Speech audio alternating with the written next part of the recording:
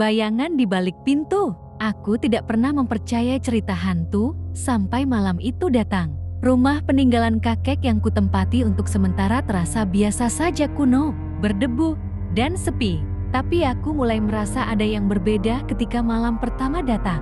Sekitar tengah malam, aku mendengar suara ketukan pelan dari kamar di ujung lorong. Tok, tok, tok. Aku berpikir itu hanya suara angin. Tetapi ketukan itu semakin keras. Ketika aku beranikan diri mendekat, pintu kamar itu perlahan terbuka sendiri, mengeluarkan suara berderit panjang. Ah, mungkin kuncinya longgar, gumamku, setengah meyakinkan diri sendiri. Tapi jantungku berdetak lebih cepat saat kulihat ada jejak kaki berdebu di lantai kayu, mengarah ke dalam kamar yang gelap. Aku segera menutup pintu itu dan kembali ke kamar, mencoba tidur meskipun perasaan tidak nyaman terus menghantuiku. Malam berikutnya lebih buruk. Ketukan itu kembali, kali ini lebih cepat, lebih keras. Aku terbangun dengan keringat dingin. Tidak tahan, aku mengambil senter dan keluar kamar. Lorong itu terasa lebih panjang dan gelap dari biasanya.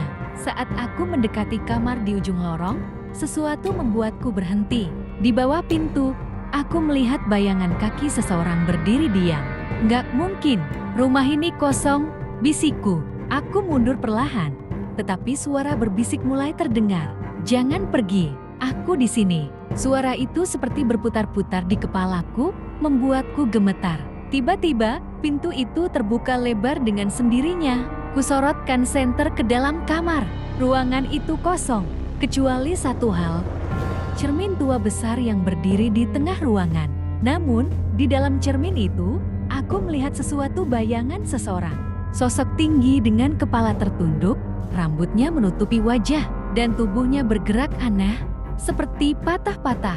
Aku mundur dengan napas tersengal. Sosok itu bergerak mendekat di dalam cermin, tangannya terulur ke arahku. Tiba-tiba, suara langkah kaki terdengar di belakangku. Ketika berbalik, lorong itu kosong. Namun, dari sudut mataku, aku melihat pintu kamarku kini tertutup rapat. Aku berlari sekuat tenaga menuju kamar, memaksa pintu terbuka. Begitu masuk, aku menguncinya dan bersembunyi di balik selimut. Tapi suara itu belum berhenti. Ketukan itu kini datang dari dalam kamar. Perlahan, dengan tangan gemetar, aku menyingkap selimut. Di sudut ruangan, sosok itu berdiri diam.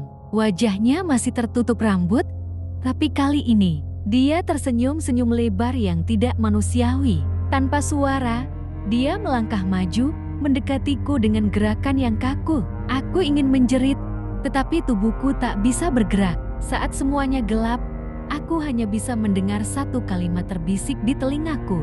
Sekarang giliranmu menunggu. Keesokan harinya, tetanggaku menemukan rumah itu terkunci rapat. Tidak ada jejak keberadaanku, kecuali satu hal, cermin tua yang kini memantulkan bayangan. Seseorang berdiri di dalamnya, menatap keluar dengan senyum menyeramkan.